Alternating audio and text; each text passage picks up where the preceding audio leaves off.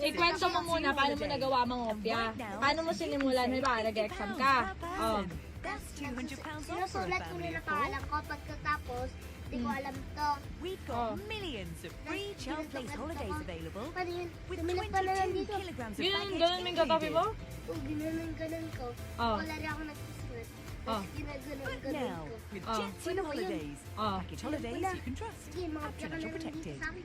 Sabi niya sa'yo? Ang galing. Kaya sinabi ko, sige. nangopya Nangangapya ka ako. na. Tapos alam ko na yung sasagot doon. Oh, pero nung nahuli ka ni ma'am, anong sabi mo kay ma'am? Nakita ka niyang tumitingin. Ma'am, di ako nangangapya.